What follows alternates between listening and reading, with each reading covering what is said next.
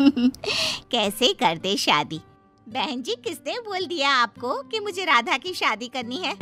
अब वो क्या है ना, लड़की इतनी सुंदर और संस्कारी है आपकी कि मोहल्ले में महक है बिटिया की। ना जी ना, मेरी बेटी पढ़ रही है अभी। वैसे भी घर का काम काज उसके बस की बात नहीं है। मैंने कुछ सिखाया ही नहीं है अभी उसे। अरे बहन जी, कैसी बात करती? हमारे घर पर नौकर चाकर है, घर का काम तो ललित की माँ भी नहीं करती, तो बहू से क्यों करवाने लगे हम भला? हमें तो सिर्फ लड़की अच्छी चाहिए। देखिए, अभी राधा ही शादी के लिए नहीं मानेंगी। उसका इस साल कैट का एग्जाम है। मेरा बेटा घर के बिजनेस में लगा है, बहू मैनेजमेंट की पढ़ाई करके काम संभालेगी तो हम तरक्की ही करेंगे ना। प्लीज शादी के लिए हाँ कर दीजिए ना। तभी राधा आ जाती है। पापा, मैं शादी के लिए तैयार हूँ। माता पिता हैरान हो जाते हैं कि ये राधा को आखिर हो क्या गया। हे भगवान, हम लोगों के तो भाग्य ही खुल गए। लड़की ने शादी के लिए हाँ कर दी है। बेटा, मैं जानती थी हम लोगों के घर किसी चीज की कमी ना होगी। जितना मर्जी पढ़ो, और तो और एक ही शहर है, जब मर्जी मायके आ जाना। राधा को भी ललित पसंद आ जाता है और दोनों की शादी हो जाती है। शादी के बाद क्या बात है, मेरी तो किस्मत ही खुल गई। मैंने तो कभी नहीं सोचा था कि मैं तुमसे शादी करूंगा। क्यों, ऐसा क्या है? वो तुम्हारे मोहल्ले वालों ने बहुत तारीफ की थी तुम्हारी। तो क्या झूठी लगी वो तारीफ? अरे नहीं नहीं, बिल्कुल नहीं, ठीक ही की है। वैसे तुम्हें किसी भी चीज की जरूरत हो तो बता देना। हाँ हाँ जरूर। पर वो कल ना मुझे मायके जाना है। मेरी कुछ किताबें छूट गई है वहाँ पर। पति अगले दिन राधा को ड्राइवर के साथ मायके भेज देता है। वहाँ जाकर, ड्राइवर भैया आप घर जाओ, मैं आपको फोन कर दूंगी जब घर आना होगा तो। ठीक है राधा मैडम। ड्राइवर वहाँ से चला जाता है और राधा घर के अंदर आ जाती है। अरे राधा, तू कैसे आना हुआ? कैसे, क्या उसका घर है? हाँ घर तो है ही, लेकिन शादी के बाद तो ये वहाँ की हो गई है ना। माँ को नाराज देखकर राधा समझ नहीं पाती कि ये क्या हो गया। क्या हो गया माँ, क्यों नाराज हो रही हो? अरे राधा की माँ, रहने दो ना, अब क्यों नाराज हो रही हो? जो होना था हो गया। क्या होना था, कोई मुझे भी तो बताओ। राधा की माँ राधा से नाराज होती है और वो अंदर जाने ही वाली होती है कि राधा माँ का हाथ पकड़ लेती है। देख राधा, तुझे शादी करने की जल्दी थी ना, कितनी मेहनत की थी मैंने तुझ पर। मैं तुझे किसी कंपनी के उच्च पद पर देखना चाहती थी। मुझे तो लगता था कि तू पढ़ने के आगे कुछ सोच भी नहीं सकती, लेकिन तूने तो झट से शादी के लिए हाँ कर दी। राधा माँ को कुछ नहीं कहती। वो फोन उठाकर ड्राइवर को बुला लेती है। अब क्या हो गया, क्यों जा रही है? हाँ हाँ, वैसे यहाँ क्यों रुकेगी? अब तो ये घर तुझे छोटा लगता होगा ना। यहाँ तो पापा के स्कूटर में चलती थी, अब तो कार मिली है, वो भी ड्राइवर के साथ, है ना। चुप हो जाओ राधा की माँ, तुम्हारा बेटा आता ही होगा। दीदी के बारे में ये सब सुनेगा तो उसे बुरा लगेगा। अजी रहने दो, जाने दो, हमें क्या करना है। पापा आप अपना ख्याल रखिएगा, मेरा रिजल्ट आएगा तो मैं आ जाऊंगी। अभी तो मैं ये किताबें लेने आई थी, अब जा रही हूँ। राधा की माँ राधा से बात नहीं करती और राधा वहाँ से चली जाती है। जैसे ही वो मायके से चली जाती है, पीछे से उसका भाई रजत आता है। माँ एक खुशखबरी है, मेरा 12वीं में फर्स्ट डिवीजन आया है माँ। मैं तो विदेश जाकर पढ़ूंगा, मेरे सारे ही दोस्त जा रहे हैं। प्लीज माँ। प्लीज क्यों बेटा, जरूर, ये तो हमें करना ही था, लेकिन अभी नहीं, 3 साल के बाद। तू ग्रेजुएशन तो कर ले। नहीं नहीं माँ, मैं अभी विदेश जाऊंगा। ग्रेजुएशन वहीं से करूंगा तो प्रोफेशनल कोर्स करने में ज्यादा फायदा होगा। प्लीज माँ समझो ना। माँ सोच में पड़ जाती है कि आखिर कहाँ से वो बेटे को बाहर जाने के लिए पैसे देगी। वो जो राधा के MBA के लिए पैसे रखे थे ना, वही इसे दे देते हैं। वैसे भी अब तो शादी के बाद उसके ससुराल वाले ही उसे कोर्स कराएंगे। हाँ और क्या, लाखों लगाएंगे, फिर पता चलेगा कि पढ़ने वाले बच्चों की शादी कराते वक्त माँ बाप पर क्या गुजरती है। अरे कितने सपने देखे थे मैंने उसके लिए। दे दो रजत को वो पैसे। और राधा का भाई विदेश चला जाता है। राधा भी कैट के एग्जाम बड़े ही अच्छे नंबर से पास कर लेती है। वाह बेटा, तुम्हारी माँ का सपना है कि तुम सबसे अच्छे कॉलेज में पढ़ो। और हाँ, जो भी खर्चा होगा वो हम देंगे, आखिर तुम हमारी बहू हो। राधा सास ससुर के कहने पर अच्छी कॉलेज में एडमिशन ले लेती है, लेकिन उसकी माँ फिर भी उससे बात नहीं करती। साल बीतते हैं। बेटी राधा, तेरी पढ़ाई पूरी हो चुकी है, तू ससुराल में भी खुश है और आज तो तेरे ससुर ने तेरे लिए नया बिजनेस भी डाल दिया। बेटा अपनी माँ से मिलने घर आ जा। हाँ पापा, भाई से मेरी बात हुई थी, वो भी अगले महीने घर आने वाला है, मैं तभी आ जाऊंगी। फिर क्या, वो दिन भी आ जाता है जब राधा का भाई और राधा दोनों घर पहुंचते हैं। रजत बेटा कैसा है? फिर माँ की नजर पास खड़ी राधा पर पड़ती है। रजत, तुझसे तो लोगों को सीखना चाहिए कि कैसे माँ बाप का सपना पूरा करते हैं। ये नहीं कि बड़े घर का लड़का देखा और शादी कर ली। अरे माना हम गरीब थे, लेकिन बच्चों को लेकर जो सपने देखे थे उसे तो धीरे धीरे पूरा कर ही रहे थे ना। राधा माँ की बात सुनकर रोने लगती है। क्या है भाग्यवान, बेटी घर आई है तो उसे ही सुना रही हो, वो भी बड़े पद पर है। तू तो उसे सिर्फ किसी बड़ी कंपनी में बड़े पद पर देखना चाहती थी ना, वो तो आज खुद की कंपनी चला रही है। माँ राधा की तरफ देखती है। बेटी को रोता देखकर उसे दया आ जाती है। माँ, दीदी आपको नहीं बताएंगी कि उन्होंने शादी क्यों की, जबकि वो जानती थी कि आप शादी नहीं करना चाहते हो। लेकिन सच तो ये है कि आपने दीदी को लेकर ही सपने देखे, मेरे बारे में तो कभी सोचा ही नहीं। इसलिए आपने मेरी आगे की पढ़ाई के लिए पैसे भी जमा नहीं किए थे। दीदी के पास मौका था शादी करके खुद को भी सेटल करने का, और जो पैसे उनकी पढ़ाई के लिए थे उससे मुझे सेटल करने का। जीजू के घर वाले बहुत अच्छे हैं, शायद दीदी को ऐसे लोग बड़े पद पर बैठकर भी ना मिलते जो सिर्फ एक अच्छी लड़की की तलाश कर रहे थे। माँ को अब समझ में आ जाता है कि उसकी पढ़ाकू बेटी ने शादी करने का निर्णय क्यों लिया। माँ राधा को गले लगा लेती है। बेटा मुझे माफ कर दे, मैंने तो सिर्फ तेरे लिए सपने देखे, सारी उम्मीदें तुझसे की, लेकिन तू भी हम लोगों के बारे में सोच रही थी, ये मैं ना समझ पाई। मुझे माफ कर दे बेटा।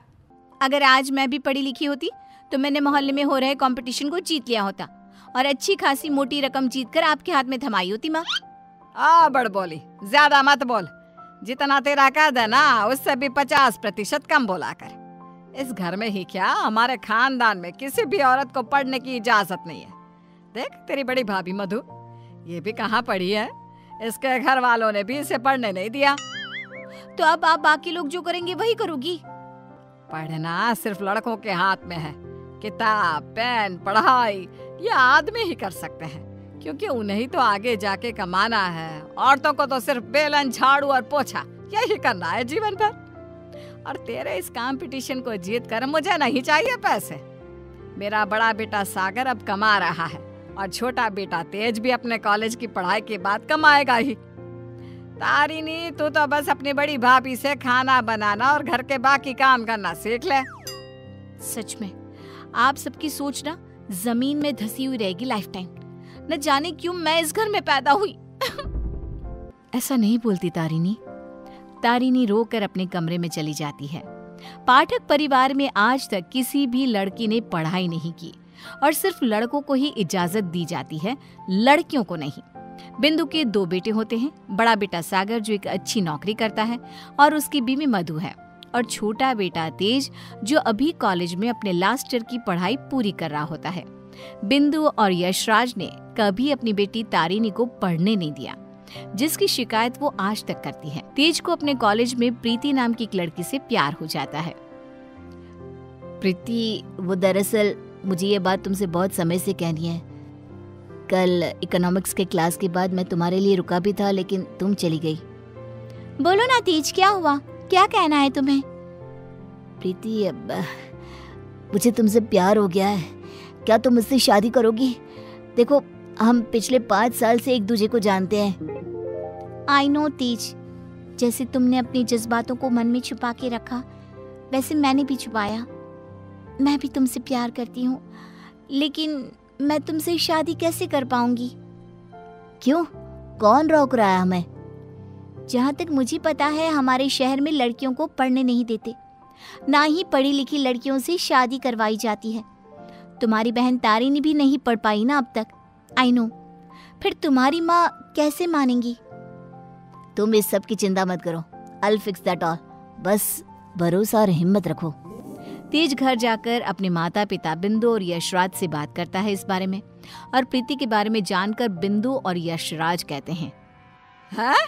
तू बोरा गया है क्या लल्ला? देख, ये सब हमारे घर में ही नहीं, राज घरानों में भी होता है। अब प्रीति के माँ बाप होंगे फिर फुरी, लेकिन हम नहीं। हाँ बेटा, ये शादी कतई नहीं हो सकती। शादी में लड़का आगे और लड़की पीछे होती है। वैसे ही जीवन में भी पत्नी पति से एक कदम पीछे ही होनी चाहिए। ठीक है, अगर आप लोगों को ये सही लगता है तो मैं भी वही करूँगा जो मुझे सही लगता है। अब आप सब मेरा मरा हुआ मुंह ही देखोगे। गंगाजल तैयार रखिएगा।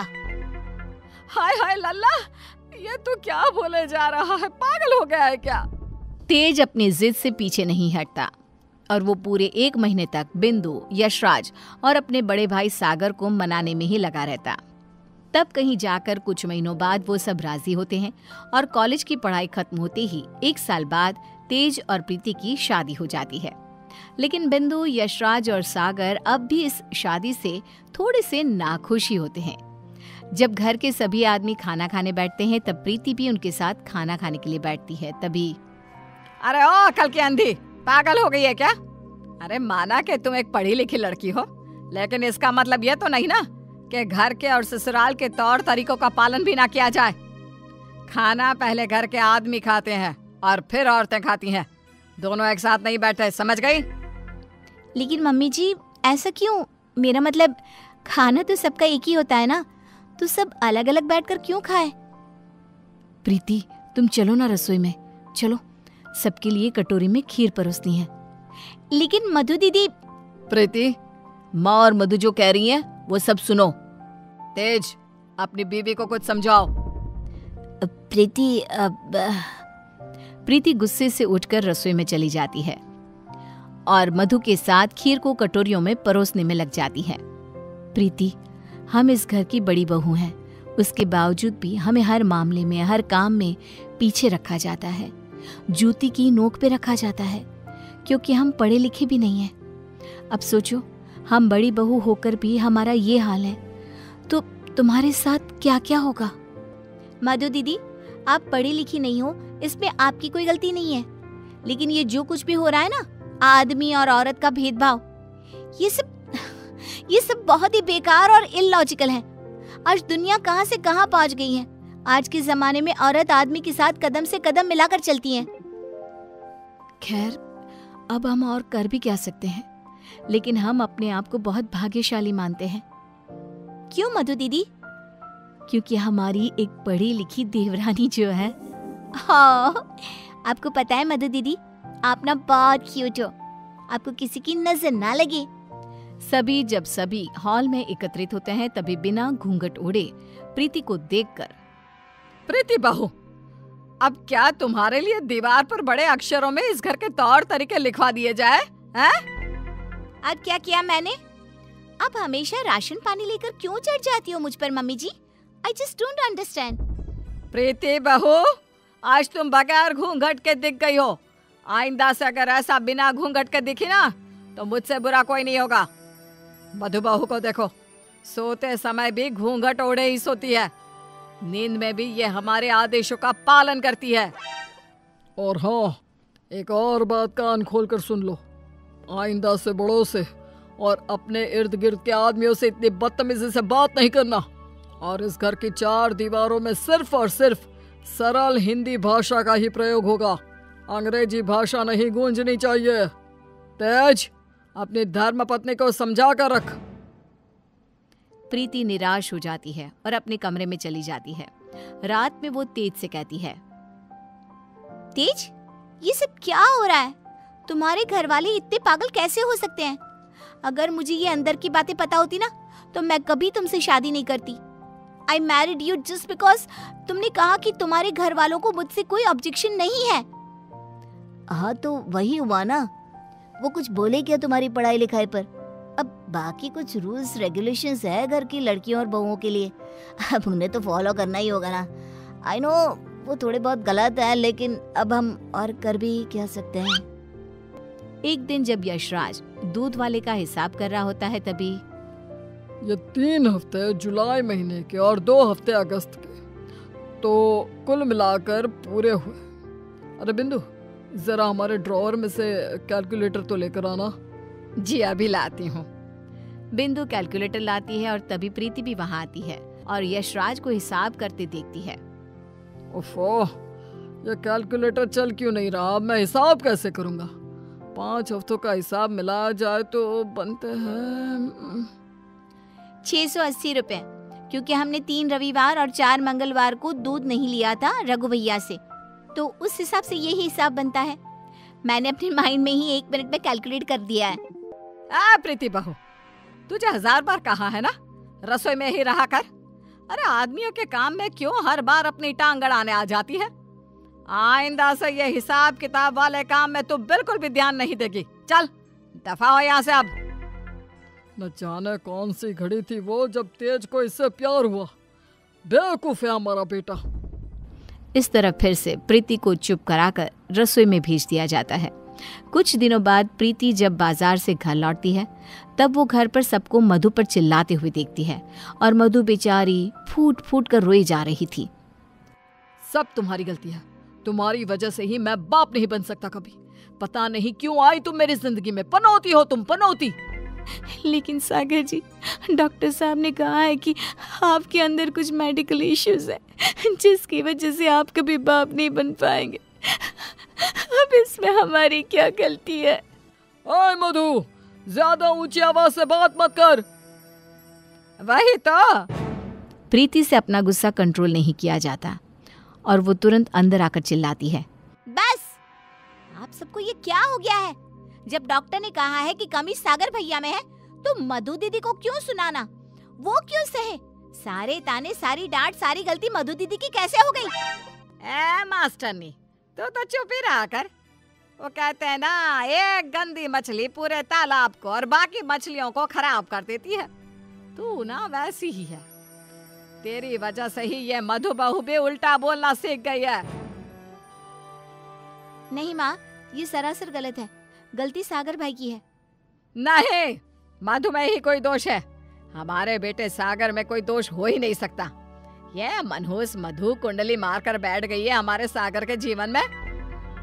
मधु दीदी, ये आपके हाथ पांव पर निशान कैसे? बोलिए। सागर जी ने हमें बहुत मारा प्रीति, हमें बचाओ इन सब से, ये सब बहुत बुरे हैं। मधु प्रीति के गले से लिपटकर रोए जा रही थी। सागर गुस्से में आकर मधु पर हाथ उठाने जा रहा था कि तभी प्रीति उसके पास जाकर उसका हाथ पकड़कर मोड़ देती है। मेरा हाथ। एक आदमी अगर गुस्से में शैतान बन जाए तो एक औरत क्रोध में काली का रूप धारण कर लेती है। समझ गए सागर भैया? और आप सब, अरे एक बार ध्यान से सोचिए, दिल से सोचिए ना। अगर ऊपर वाले ने आदमी और औरत को साथ में बनाया है तो हम क्यों फर्क करें? क्यों औरतें आदमियों से पीछे रहे? दोनों साथ में कदम से कदम मिलाकर चल सकते हैं ना। साथ में काम करके अपना घर, अपनी गृहस्थी चला सकते हैं ना। गलती सोच की है। अगर सोच बदलोगे तो ही बदलाव आएगा, वरना जमीन में ही धंस के रह जाओगे। उतने में तेज अपने साथ पुलिस अफसर्स को लेकर आता है। सागर भाई, आप मेरे बड़े भाई हो, लेकिन आज जो मुझे आपके बारे में पता चला, कैसे आप मधु भाभी को मारते हो, उन पर अत्याचार करते हो, इसके बाद से आप मेरे कोई नहीं। मेरे लिए आप ना के बराबर हो गए हो। इंस्पेक्टर साहब, गिरफ्तार कर लीजिए इन्हें। पुलिस सागर को डोमेस्टिक वायलेंस के केस में गिरफ्तार कर लेती है और उसे लेकर जाती है। माँ, पापा, प्रीति और मैंने फैसला कर लिया है कि हम अब इस घर में और नहीं रहेंगे और अकेले किसी शहर में जाकर रहेंगे। मधु दीदी और तारिनी भी हमारे साथ चल सकती हैं। इस तरह तेज और प्रीति वहां से चले जाते हैं और मुंबई शहर आकर तारिनी और मधु दोनों भी पढ़ने जाती हैं और सभी अपना जीवन खुशी से बिताते हैं। वहीं बिंदु और यशराज, जिन्हें तेज हर महीने पैसे और खत भेजता है, वो दोनों अपने बच्चों की याद में रोते रहते हैं और उनकी खतों को ही पढ़ते रह जाते हैं।